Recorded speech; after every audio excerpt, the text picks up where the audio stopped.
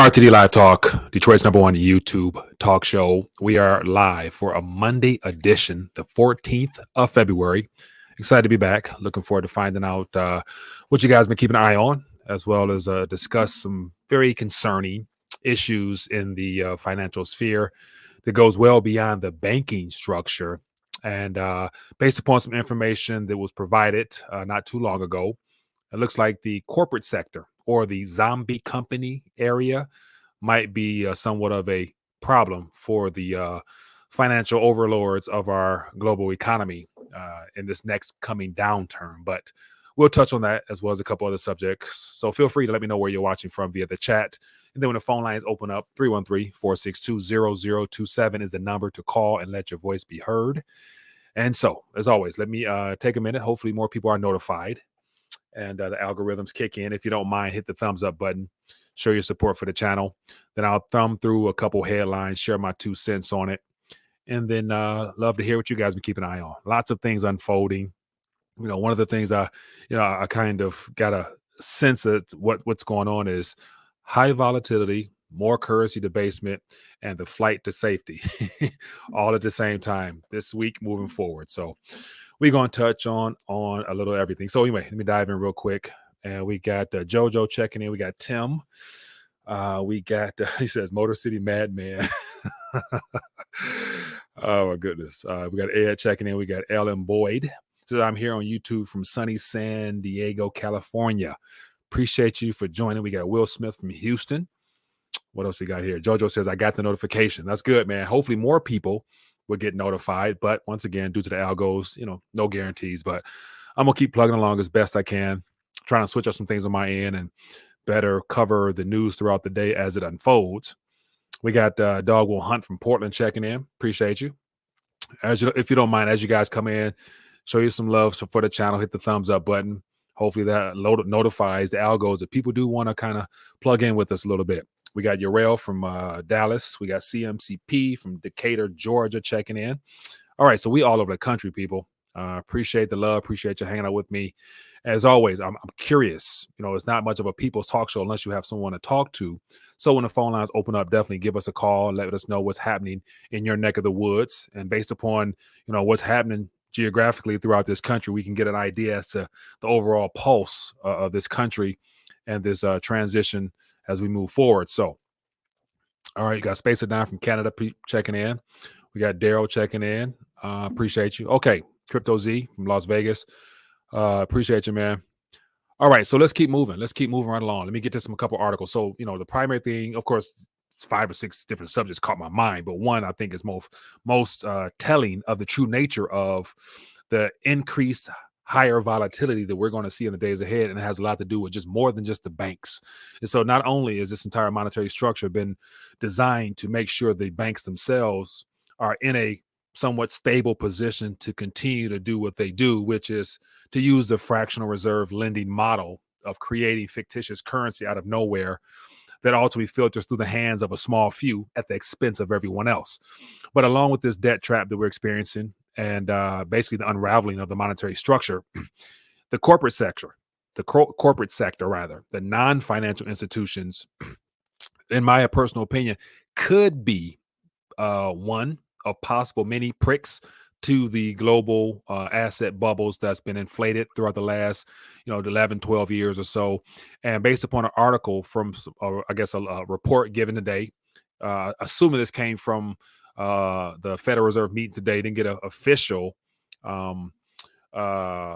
report or whatnot as to what was said. But based upon this here, just let me know this is some information that came out, which basically poses a concerns for the financial institution. So I'm going to thumb through this real quick and basically share with you guys as to how serious this is, because this, mind you, everything is going on. And of course, if you guys are plugged in, you know what's going on. What's at stake, right, is this pyramid right here, this X's pyramid. So all the way up to the derivatives of 2 quadrillion plus and all the way down. But right here, where it says corporate and what is that? Muni bonds, I think that says corporate. So we're talking about the corporate debt. This is what this primary little, rant is about to be about.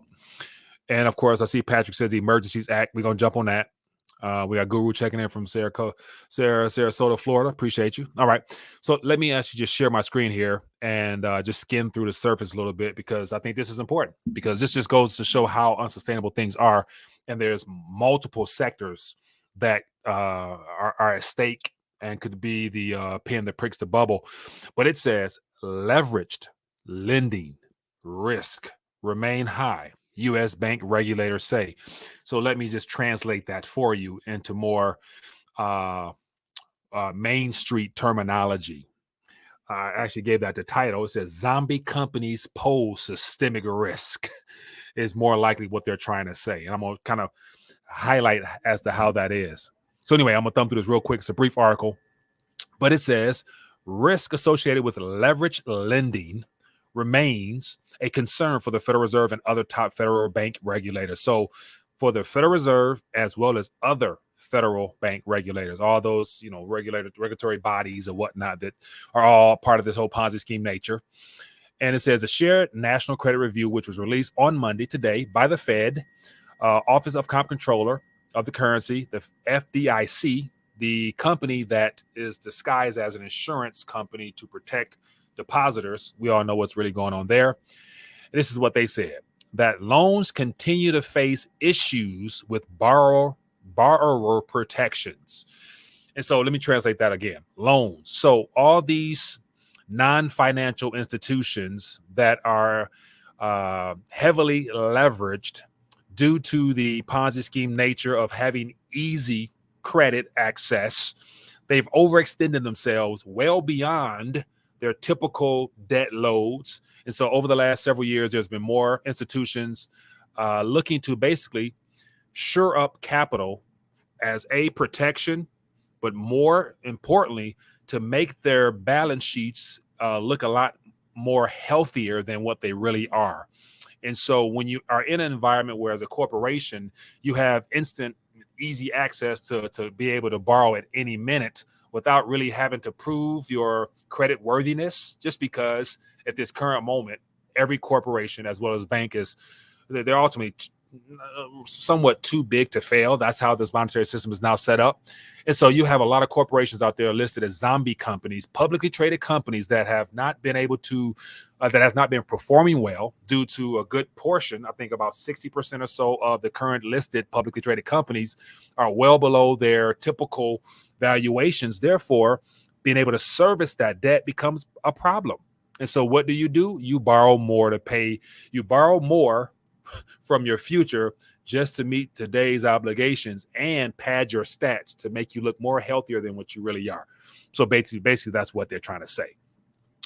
Giving you a little bit more here. It says, let me see here where we got, says a study which involved an examination of large and multi-lender deals found, bullet point, most of these held by banks are higher rated, with the non-banks holding the bulk of the riskiest loans. So the banks, those that are basically backed by the Fed, insured by the Federal Reserve, first lender, last lender, only lender, they're good. Those loans are good there. But it says the non-banks holding the bulk of the riskiest loans. So that's the problem.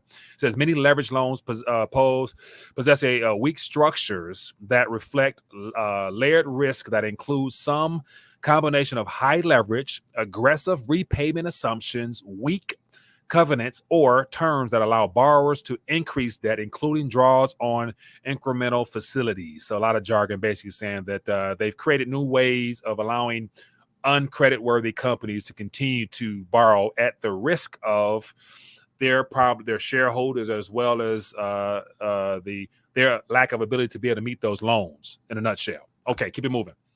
So I just want to highlight that this is of concern. This came out today. Leverage lending is a very, very big concern, because those are the corporations that are not able to meet their obligations. So that poses a systemic risk in multiple ways. The debt that they've taken out will be wiped away. Therefore, the issuers of that debt will not be able to receive their principal or any type of interest. So defaults, massive defaults.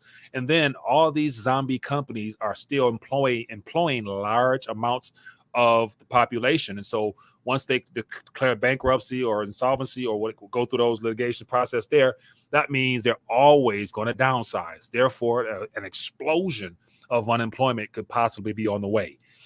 Keep it moving.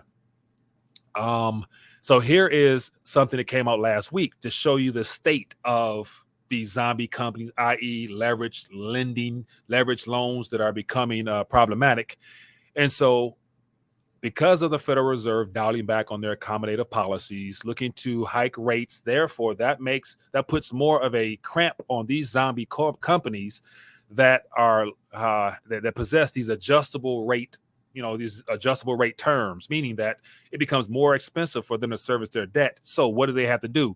It says there's a mad dash into leveraged loans. Just had the biggest week yet. So setting all-time records of them looking to basically shore up extra capital or merge with other companies and try to basically pad their stats even more as their debt becomes more expensive. Just to give an idea what's going on here. Here's the largest U.S. loan fund inflow. So as of right now, we're in some all-time high territory. $2.29 billion worth of transactions have taken place over the last several weeks, all with these companies looking to basically make themselves a little bit more, appear to be a little bit more healthier. But it says investors piled into U.S. leveraged loan funds in a dash to seek protection from increasingly anticipated interest rate hikes to combat heated inflation. So the loan funds attracted $2.29 billion of cash this week, ending on February 9th, according to data from Refinitiv's Lipper, narrowly topping the previous record of $2.25 billion set a few weeks ago. It says buyers have been flocking to leverage loans because of their interest payments are tied to a floating rate benchmark, and can serve as a hedge against rising interest rates. So the more the bond yields go up, the more debt becomes unserviceable, the more these companies have problems. So they need to go out and try to find new funds. Therefore, they're doing even more riskier things, but creating much more of a systemic event. So that's just on the surface. So for those that are just tuning in, talking about the systemic risk in these zombie companies that have been propped up through easy lending for the last 10 years plus, something's about to blow. And this is just on top of all the other things that we're going to touch on today as well. So anyway, keep it moving. Okay, so give an idea. This is as of last year. This is last year. So since then, it's got a lot higher, but I couldn't find on recent. But this was put out January of the beginning of last year. It says U.S. zombie companies are now 2.6 trillion in debt. This is just the U.S. That's not to talk about, like there's, thousands of other companies associated and denominated in dollar term debt. U.S. zombie companies are now at 2.6 trillion in debt. What does this mean for investors? I can summarize that very easily. What that basically means is that if the Federal Reserve actually accomplished what they said they're going to do, which is to draw down their balance sheet, raise interest rates, and what else? What's the other thing? What's the third? What's the trifecta? Raise interest rates. Stop their monthly bond purchases and mortgage-backed security purchases and draw down their balance sheet. If that happens in any type of order, that's going to put a little bit of a dent on these companies being able to keep the Ponzi scheme going. So to investors, if you're a part of any of these zombie companies, of which a lot of people are not aware of them being zombie companies, just because as of now, they still may be managing to pay out some type of dividends, or as of right now, everybody's portfolio, relatively speaking, looks like it's been trending upwards, but we know that's subject to the accommodative policy. So be on the lookout. But basically, investors will get screwed. That's in a short, simple way. And then just take a look at what this looked like on the actual Fed's balance sheet. So this is what it looks like on the books.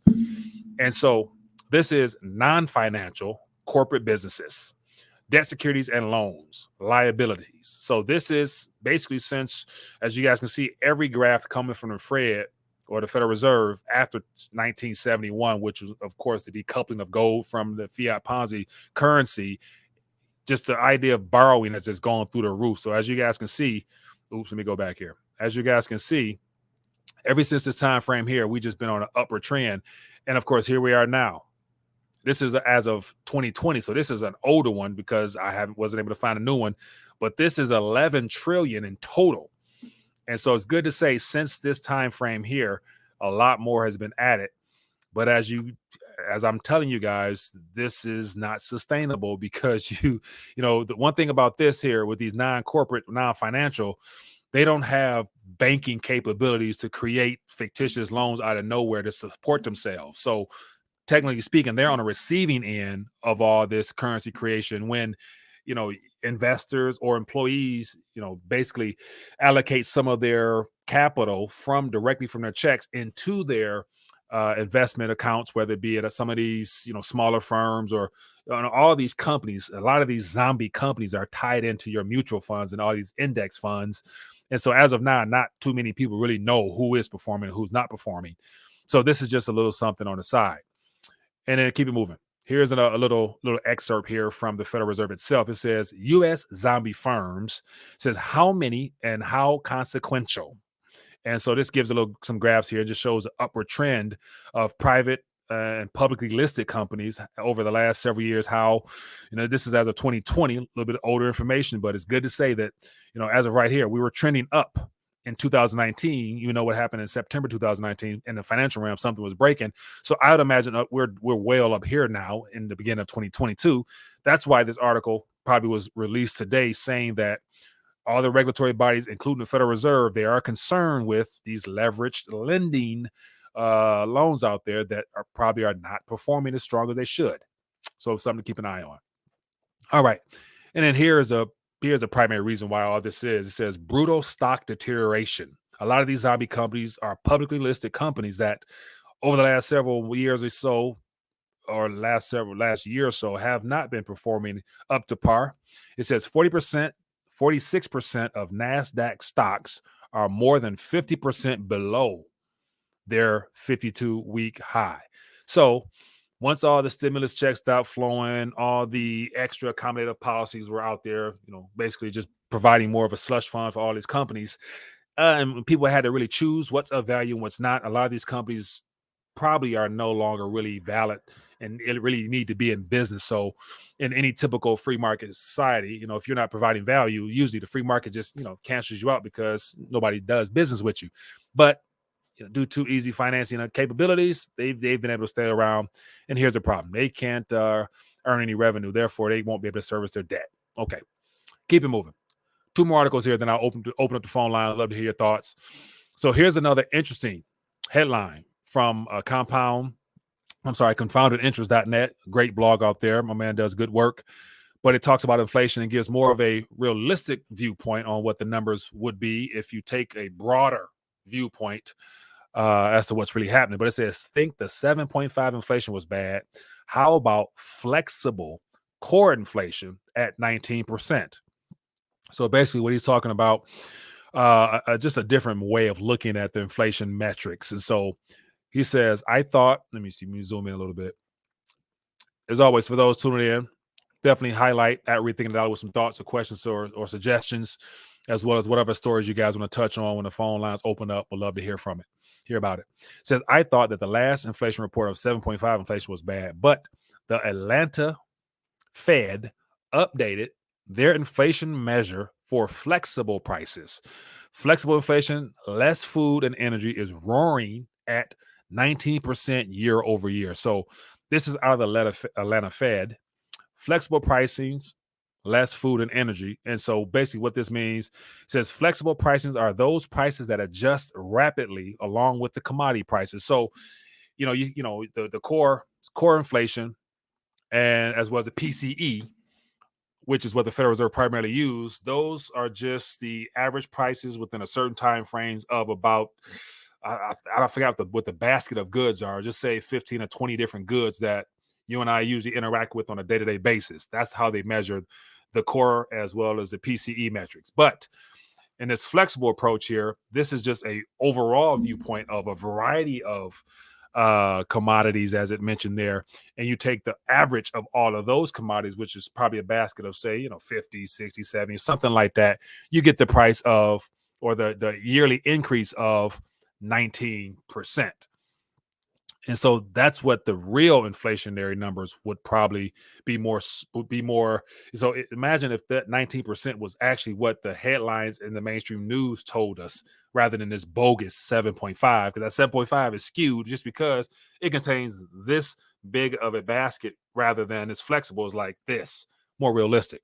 Anyway, And so somebody says, Wolf says like gas. Exactly.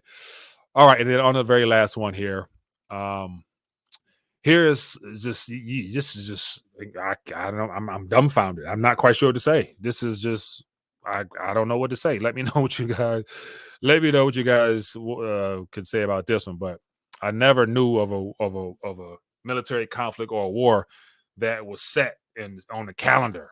Like, and this lets me know that I got a lot of thoughts on this. But anyway, President Zelensky addressing the nation today, or actually a couple hours ago. They're probably about 6-7 hours ahead over there. So it's probably 9-10 at night over there. But anyway, it says that he, quote, "We are told that February 16th will be the day of the attack. We will make the day of unity. We will make it a day of unity. On this day, we will we got here. We will hoist national flags, put on blue and yellow ribbons, and show the world our unity." And so I'm, all the comments in this particular little, thread here are just like people are not buying this. But once again, at what point does a war start with a predetermined date? That lets me know that the 16th could be a lot more. It could be about a lot more than just the distraction of a military conflict.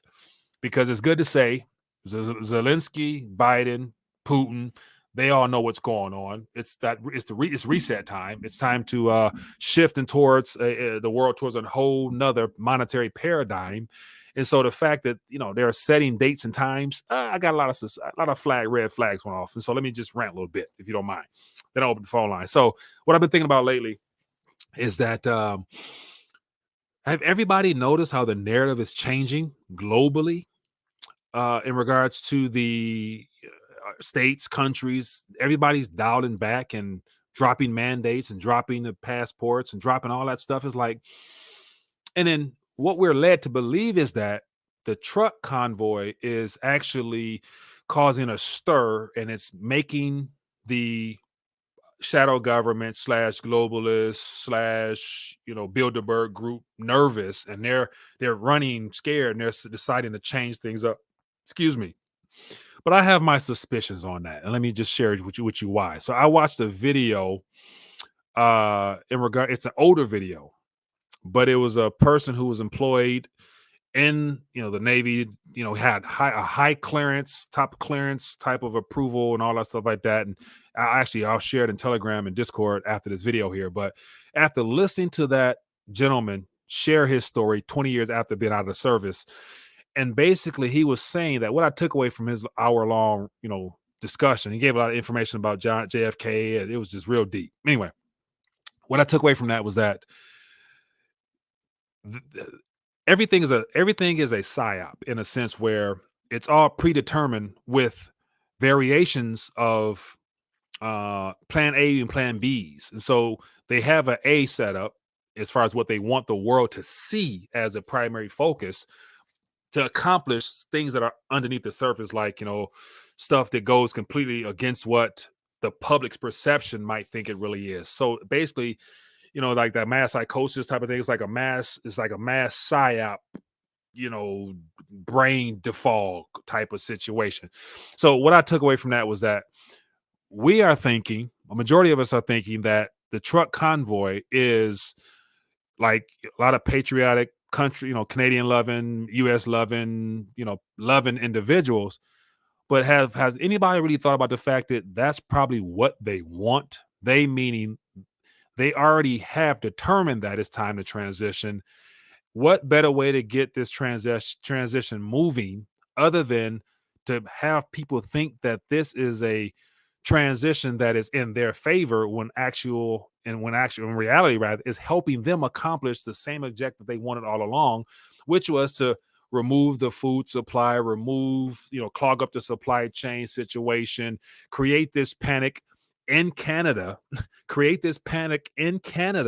that then would put the politicians on their heels, making it look like, okay, the Patriots are winning. They're, the people are winning because they're pushing them back.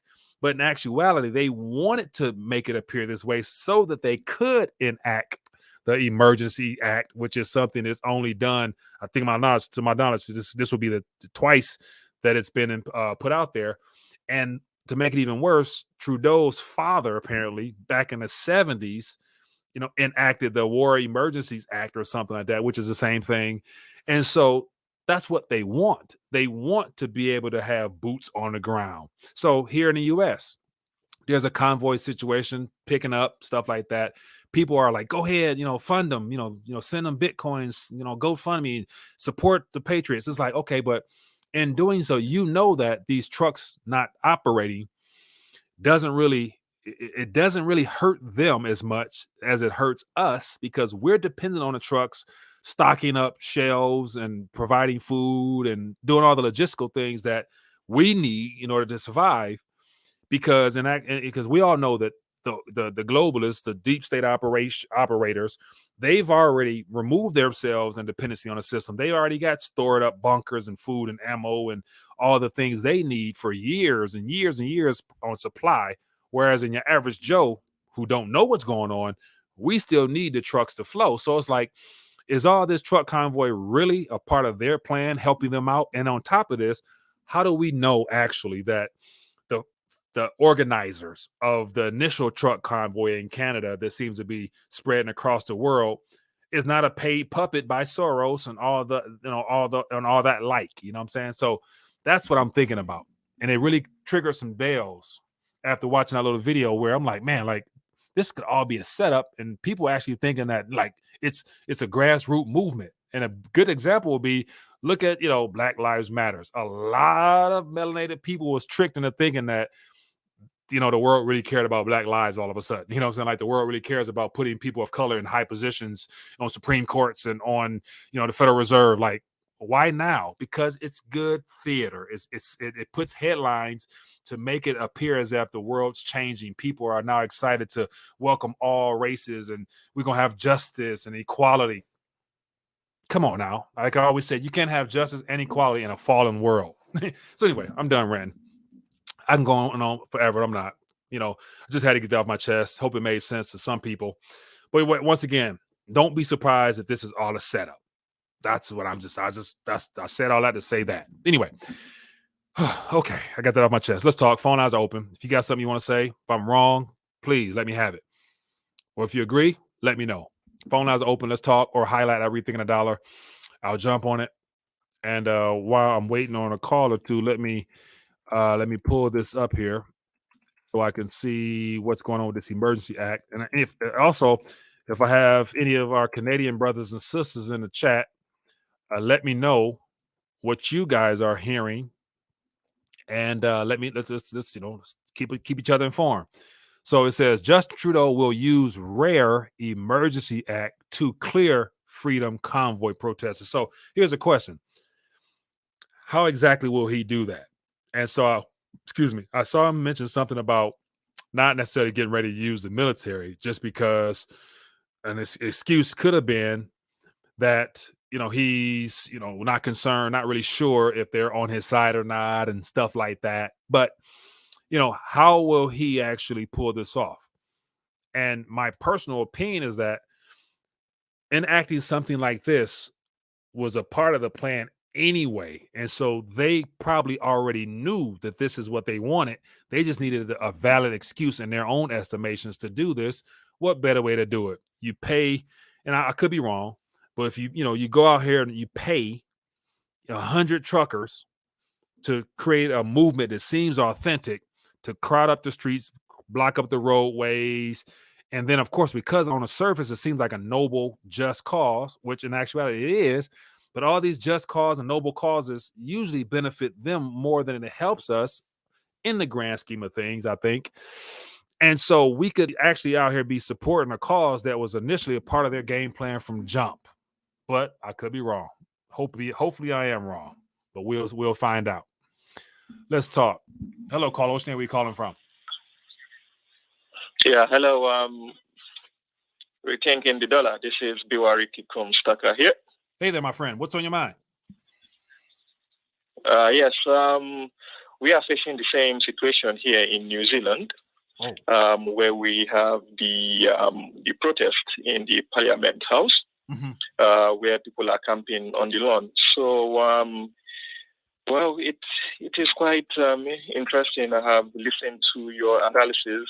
It could go both ways because, the agents of destruction, they are playing the games, quite strategically and quite tactically. So we don't know the unseen. So it's quite difficult to actually analyze whether the truckers are being paid or whether, they are being legit or genuine. It is quite difficult to analyze and to decode. So yes, I do understand your own part of the analysis. We are facing the same issue here in Wellington with the capital. So we are like in day 7 now, or day 8 of the people camping outside the lawn of the Parliament House, the beehive. So yeah, it is quite interesting. Yeah. Difficult. Now let me ask you a question. Based upon, so what do you feel? What do you feel like? We know what we see in front of us, but what do you feel like down deep? What's your gut telling you? Is this genuine or is this a part of somebody else's plan? What do you think? What are you feeling? Well, I feel like people won't waste their time or their energy or their effort or their resources. Coming from all over New Zealand, be it Auckland, Hamilton, New Plymouth, everybody going straight to Wellington. So I believe they are coming for a genuine purpose because I've seen in the Freedom Facebook website that people actually hired buses, there were convoys going there. People are genuinely, bringing some form of aid, first aid, food, for people who are camping there. Even we had massive rain.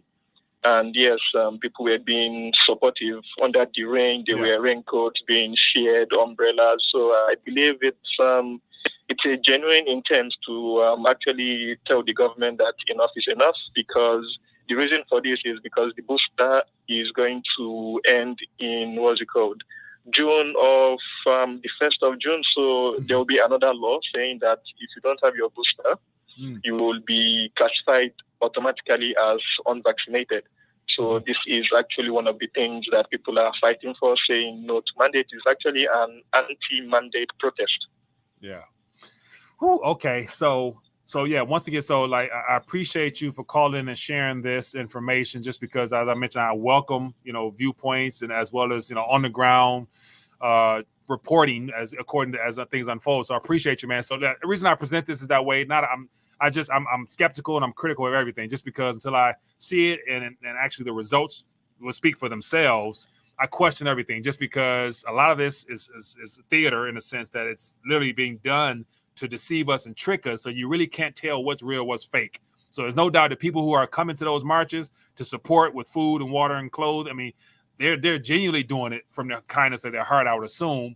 But it's just, how did they get there in the first place? Who was the real culprit behind setting that up would be my concern. That's why, until we got more information to really go by, I'm going to remain skeptical. But in the meantime, hoping that it does create some type of change as far as pushing back and them dialing back those mandates and things like that, which appear to be good until the next thing they roll out. So, but hey, man, appreciate your call, my friend. Keep us informed, definitely. No problem. Thank you very much. Appreciate you. Yeah. Good stuff, man. Appreciate the call from New Zealand, man. We got people down under. Keep us informed.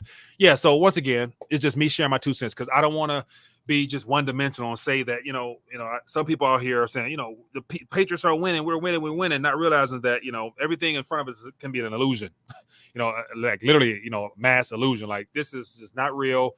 It's what they want us to see, because it gives that false sense of hope, while in actuality, it's furthering their agenda towards, as they said, making sure people own nothing and they're happy with it, type of thing. So anyway, I like that comment, that thought out there. What did he say is something about Mike is a CIA asset. So hopefully I'm getting you thinking. That's all. I'm trying to keep you on your toes. That's what I want to do. Keep you on your toes and make sure you question everything. Believe nothing until you verify it for yourself. That's the word. That's the goal. All right, let's keep it moving. Phone lines are open. Give me a call. As always, I could be 100% wrong. Hope I am. That's the thing. I hope I am 100% wrong. I would not be mad being wrong and coming back on air and say, hey, I apologize for being wrong. Ain't no pride over here. Just a little back and forth. Hello, caller. What's your name? Where you calling from? Hey, Mike, I'm pulling over. Hold on. It's low blood pressure. Corpus Christi, how's it going? I'm good, man. What's your thoughts, boss? Look on the at this. road. Go ahead. Look at this, Mike. George Washington didn't fight the British with protest and horses, and horses lined up. And what are people thinking? This is a waste of time, Mike. Okay, so and that's where some people will probably disagree and say this is what we need based upon whatever their thought process and how they interpret and perceive things. That's why I want to have these discussions, because I think they're worth having, because everybody has a different angle towards what they're witnessing and what they're experiencing. So I always think there's a better way of accomplishing what the overall agenda is, and it's to basically go ahead. I'm sorry, go ahead. No, you're good, Mike. Look, in Texas, if I'm going to go protest, I'm going to have a firearm on my side, Mike. That's how you get things done in the world. Okay. If you're going to go protest, everybody has to be armed. Yeah. And then they're going to do what you say. But watch this, though. But watch this, LBP. Watch this. We've seen, well, we haven't really yet. God forbid it happens. But, if you get a large gathering of individuals with, rifles, handguns, open carry like an event, you're going to get one paid operative in the group, man. It's literally coming there to make you look bad, and he gonna do something crazy, and it's gonna make everybody look like a terrorist. You know what I'm saying? Like what starts off as peaceful is always infiltrated by bad actors. And that's why you got to be careful, I think. So, Texas would be a great place for something to jump off, because Texas might be on a deep state, dirty list anyway, by them, going astray from the world order. But anyway, go ahead. But I'm telling you, that's the only way to get something done. Like every time you see people they're burning shoe stores. They're why don't you go blow up a bank? Why don't you rob a bank? Why don't you go downtown to the Capitol? And do something there, or your city hall. Yeah. Everybody's always breaking convenience stores. It's so dumb, Mike. You can tell it's all set up. And I can ride with that, man. I think people really, really, really, really want to make change. Like literally organize a group where everybody go down on this day to their bank and withdraw everything they got. And then then and there, we're going to find out what's really going on, because everybody's going to be denied. And there's going to be this basically creating a fake bank run really puts the monetary overlords on edge, because it won't allow them to slowly but surely roll out their plans the way they want to, because we'll be literally jumping the gun. So that's a good way. And of course, the other side of that is taxes as well, withholding some things, so there's other ways to hit them in their pockets as well, rather than just, the way it's being done, in my opinion. But I could be wrong. That's the best way, Mike. That's the best way. Or get a credit card, everybody, and max them all out and buy silver. That'll screw up good, Mike. And don't pay it back. Yeah. Hey, man. I appreciate you calling, man. All right, Mike. Be good. Thank you for taking my call. Yeah. TB, it says they don't need our money 100%, but the people who are tuning in, we need what we think is ours that they have a hold of. So I'm simply a part of the idea of just going down and voluntarily, peacefully withdrawing what you think is yours is a way of jumping the gun. Because reason I say all that is because if we're being told that February 16th is the day that, Zelensky and Ukraine, they're expecting a war. So that gives us 2 days. So my whole thought behind this was, if they've determined a date, this date is something that's just not casually thrown out there. We got the Federal Reserve today meeting, not really sure of the actual overall scope of everything that's coming from that, other than what I first started talking about, which was the systemic risk of all the zombie companies that they're concerned with. I wouldn't be surprised. And once again, there's been more than enough warnings, preparation, exercises, and drills, basically warning every single depositor that there's a cyber attack underway. And if things don't seem like they're in their favor, why not just flip the switch? the first blow has been thrown from Russia. They've taken down Wells Fargo, and all of a sudden, you know what I'm saying? That type of thing. Because mind you, whatever they do, whatever they have planned is fear-based. So it's designed to one-up what they've already done.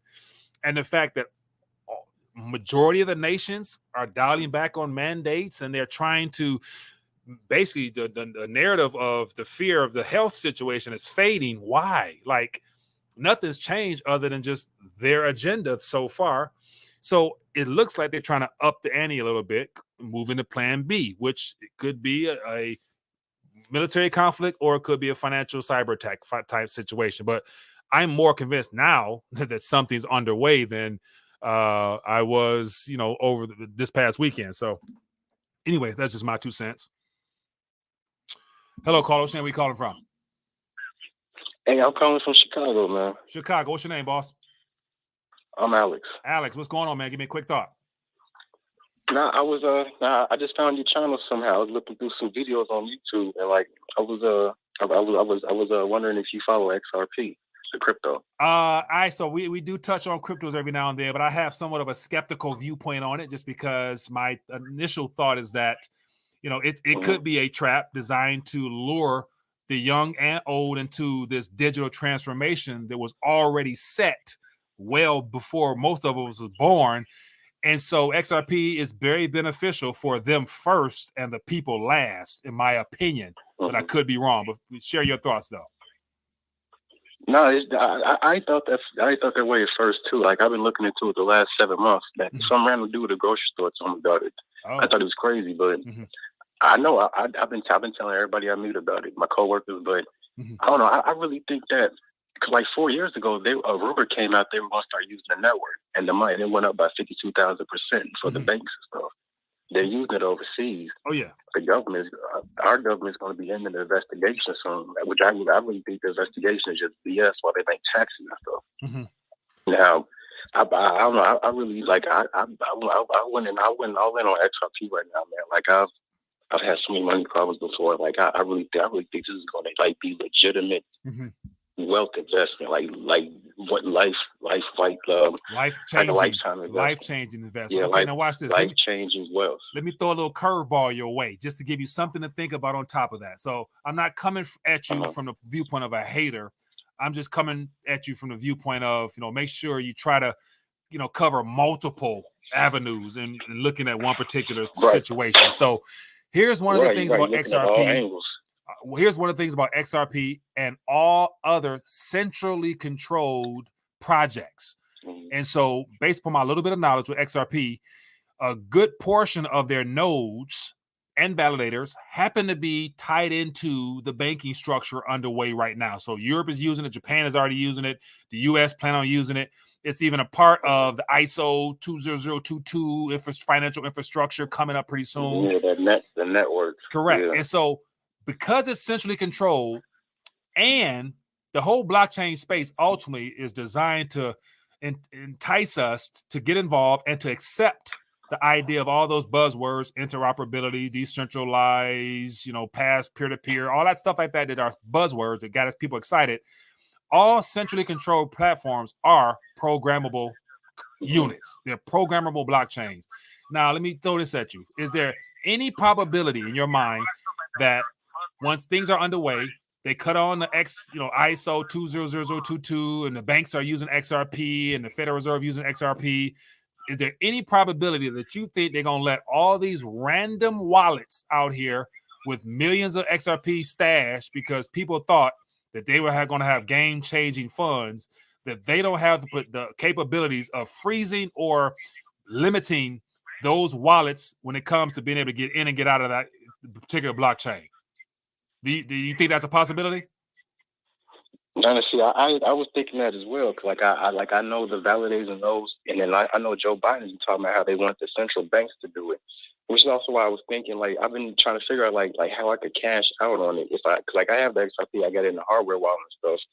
I've been thinking that too, because I've been thinking that they're going to close down like regular exchanges and stuff, and just have it through the big banks. Now that's a high probability that they'll let me cash out. Now, so watch this. So the exchanges, that's a whole nother ballpark I'm talking about. So exchanges for sure under this next regulatory crap they about to throw away. Exchanges in the U.S. for every U.S. citizen will be restricted to where you're going to have to give your wallet. The wallet you withdraw from and deposit from on their record books is going to be the case. And of course, every single publicly visible blockchain is trackable and traceable. So they can trace it back several times and all that good stuff like that. So that's just one angle. But what I'm talking about has nothing to do with the exchanges. I'm talking about XRP as the creators of it. They built into the code, in my opinion, the ability to freeze wallets instantaneously with the flick of a button. That's how centrally controlled it is, to where, and the reason I got that idea was from listening to Charles Hoskinson with Cardano. When I heard him say the programmability of the ADA coin, I'm thinking like, okay, so let me see. So you mean to tell me that you have the capabilities within the protocol somehow, some way on your end to freeze wallets in order for them to be compliant with KYC if they come his way? So if Charles Hoskinson and his, farm foundation or whoever he is, if they start getting some pressure on regulators saying that we need to know who holds your coins, he has the capability of, in their protocol somehow, some way, making sure that every person in their wallet, wherever it's at, because it's a staking coin for that particular one, you won't be able to access it or send it or receive it anymore until you go through KYC. And when I heard that, I'm thinking like, so XRP is supposed to be a life-changing, free in the world from slavery type of approach. Yeah. I'm like, I don't think so. So that's just me being a skeptic. I could be 100% wrong. I hope I am.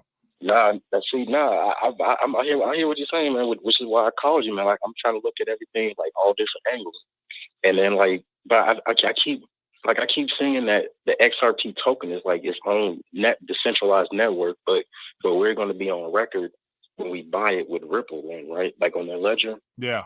So once again, I don't dive deep down those rabbit holes, but I look at it from a skeptical viewpoint, and I hope I'm wrong. So once again, we're gonna find out, put it like that. But hey, man, I appreciate your call. Yeah. Welcome to the community, man. Man, I am too, man. I was looking into it 8 months before I just decided to just get into it real quick. But I'm just like putting in a little bit, see what happens. Hey, well, good luck, my man. But definitely, as I always say, this channel is based upon monetary literacy and understanding the history of money, so that people understand that you, technically speaking, want to make sure you are well covered on all assets, not just cryptocurrencies, but metals and of course calories, food, because we're going through a very life-changing experience based upon all the stuff that's being done to us. So on the screen here, I got the changing forms of money. And well before now, we were already heading towards a solely digital world with the digital dollar version that's already in existence now. So they had plans of this transition well before, we knew about it. So just don't be surprised if there's some curveballs our way. So, but hey, man. Yeah, no, that don't surprise me, man. Like a while ago, before the stimulus came out, I was reading that this hedge fund guy, Stephen Cohen, the Fed, and Steve Mnuchin, they were having the secret meetings before all the stimulus came out. Yeah, and just like they gave us that regular stimulus check and stuff, that's also why I went into XRP a little bit more, because I found out that in the background, the Fed's been putting all that money into the corporate debt and all that stuff, and that all the corporations that they're trying to start moving all this extra money around, but like free of charge almost. Yeah, which is also why another reason like I was looking at XRP at first. I looked at it at first. Yeah. Well, hey, man, I appreciate your calling, man. And definitely keep us informed. I'm trying to hold you up, brother. Appreciate you, man. Hey, you take it easy. You in the group, man. Will do. Yeah. Good stuff, man. So just once again, just sharing my 2 cents. I hope I'm wrong. Could be wrong. We'll find out though. But anyway, so like right now, like never before, like we get a chance to be on the front line of literally the front line of a monetary restructuring. And with this monetary restructuring comes the shifting of our natural paradigm. So everything we look at, we have to look at it with a little bit of smidgen of grain of salt. The fact that we're being lied to, like, especially if it's coming from any source, even me, I could be lying. You know what I'm saying? Just because this is all my opinion. I'm just trying to put the pieces of the puzzle together to hopefully try to make things line up, because nothing truly makes sense anymore, given the narratives is changing and the appearance of we the people winning is like, okay, but once again, and so let me see if I can find that dang video. So I want to share with you guys real quick. I missed some calls, but let me get this out the way. Give me 1 second. Let me grab. I want to grab this video real quick so I can share it with you. So you guys can understand how a lot of this rant started. So I was watching a video over the weekend. Let me grab it real quick. It's just one of those things that add more fuel to the fire that allows me to, just question things, try somewhat to think outside the box. But let me see if okay, here we go. So let me grab this video right here. So this is the video I'm referring to that I will put it in the Discord as well as the Telegram as soon as I'm done, or you can just go look at it for yourself. But here's a video here that I actually saw this on Cliff High's Twitter page. So here's the video here. So this is William Cooper talking about the one world order. And so this is apparently this video was done in 1989, 1990. And this guy here is a former Navy, 945 clearance and all this type of clearance. He had some high clearances where he had a chance to see firsthand what was going on and all the operations. He thought Operation Magnum and Operation, Equinox and, all these operations that were sealed 30, 40 years ago. And the stuff he was talking about is stuff we're experiencing now. So that's how I took this video with okay, my man got a little credibility because this video is already 30 years old. And he was saying that by 2020, 2018, the goal was to have, depopulation agenda. He was talking about how, AIDS was strategically created to be a depopulation, mechanism on top of all other things coming our way and, chipping the body. And man, so I'm like, dog, this was 30 years ago. He talked about this stuff happening right now. It's here it is now. It's damn. So anyway, he dropped a lot of nuggets. So if you guys are interested, go to William Cooper on Rumble and I'll put it in Discord as well. So anyway, just something that got me thinking. I'll post it in the chat too. Let me put it up here real quick. All right. So here you go. I got it in the chat right there. And so one thing after I got done watching that, I'm like, first thing went off was truck convoy. I'm like, this here seems like this could be a part of their plan to enact the Emergencies Act. And then, it'll definitely be an excuse to get Biden to do some type of emergency saying that we need to. And of course, the Homeland Security, misinformation, disinformation, and all that stuff that, we the people. So the tide is turning to where now we the people who are concerned with their everyday livelihood and their families, we're considered extremists now for just wanting to be left alone. So you see how the tide is changing, the narrative's changing. But anyway, that video there made me question because I'm thinking I think this truck convoy is a setup. I wouldn't be surprised come summertime when the shelves are literally bare. We look back and say, damn, I wish I wouldn't have told them truckers not to stop delivering, food to the shelves type of thing. So anyway, that's just me, man. I hope I'm wrong, people. I just want to be realistic. That's all. That's why we having real talk. Hello, caller. Which name are we calling from? This is the coolest white dude from Yastrobot, Mexico. What's going on, man? How you doing? I'm doing great. Sold some pigs, bought 500 chickens, preparing for when it all goes down. Yeah. What a great program, the caller from New Zealand and the others today. I wrote a chapter in my book called Zombie Apocalypse. Yeah. And I was following your statistics, and in 9 months they're a lot worse. But one thing, towards the end, they owned 37% of all the mortgage-backed securities, and then they quit publishing that data, so it's no longer public. Yeah. So now, one thing, really quick, Mike. Yeah. You said, "What is real?" And I study a guy, Dr. Wayne Dyer, who's a graduate of Wayne State University in Detroit. And he explains it like this. What is real is what does not change. Right. Therefore, life is an illusion. Okay. Now, what he recommends is playing your game similar to being the director of a movie, where you produce the outcome. Yeah. Yeah. That's it, my friend. That's real. That's 100%. And speaking of which, since you're talking about what's real, let me go ahead and show something else that's real. Ultimately, what everything boils down is to securing real world resources, which is the true essence of life as well as property, wealth, and everything else, because ultimately all the currency that's been causing all the problems is designed to secure this stuff for our livelihood. So on top of creating the reality you want to live in, it's all about ultimately having access to these things without hindrance, based upon a currency that basically over time allows you to purchase less and less of these items here on the periodic table. So yeah, good stuff, Dennis. Well, thank you. I'm proud of my farm team here. We had our first honey produce harvest today, and it was quite a few kilos. Mm-hmm. And I got to thinking about it. I'm going to store the honey because is the price of honey going up mm-hmm. or down? Oh, it's going to go up. I'm betting on. That's right. So I'm storing it. I'm buying cattle. I'm buying pigs. Like I said, I bought 500 chickens the other day. Mm-hmm. And I'm buying $500,000 worth of gold and silver soon. I'm prepared well, mm-hmm. but I created my reality. Yeah, that's good, man. That's good. As always, man. Dennis, appreciate you, man. Thanks for dropping gems to us. That's right. And remember, what's the difference between good and God? Zero. Appreciate you, man. Have a good one, boss. Thank you. Yeah. Goodbye. Yeah. All right, people. As always, you know what time it is. Approaching that hour point, man. Threw out a lot of, interesting things to take in, and hopefully some of it made sense. But once again, systemic event well beyond the banking sector. Zombie companies are about to go belly up.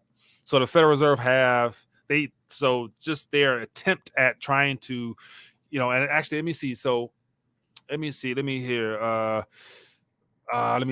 What was it? There was a statement made earlier about the lack of credibility of the Federal Reserve. Credibility. Give me 1 second. Let me grab this out. Credibility of Fed. That caught my attention, Federal Reserve, because everybody, all credibility is already lost. But it's just interesting to see how they're how the narrative, of course, is still to make it seem as if there's something that can be done at this point to stabilize the deterioration of our global monetary structure. But it says Fed's bullet says that central bank's credibility is on the line, needs to front load rate hikes. So people are saying that, this is just him coming out today, probably before the meeting took place today at 11:30 to try to prepare the markets and stuff like that for some type of abnormal interest rate hike. So we'll see what comes out. I'm not sure if anything is released as of yet, but it is what it is. Gold and silver is definitely going to be a hedge / insurance policy against the debasement of our currency. And there's no way out of this moving forward from a standpoint that things will actually be comfortable moving forward. It's going to be an adjustment for everybody, good and bad, whether you're going to benefit from it or going to become victim of it. As the caller mentioned, your reality is what you make of it. So think outside the box, stay prayed up, get your weight up, get your calories up, do what you got to do to, just enjoy this time, man, because we are alive in the greatest time in human history, I believe. And I think God going to do some awesome things. But, of course, it's according to your faith. So, anyway, be blessed, stay prayed up, and I'll see you guys later. Peace.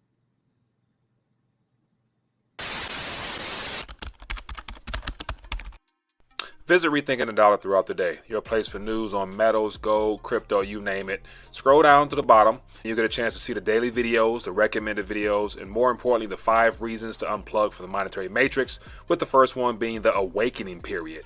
Step number 1, test your dollar IQ. 10 simple questions, average is 60%. Follow up with the alternative perspective with the monetary reports.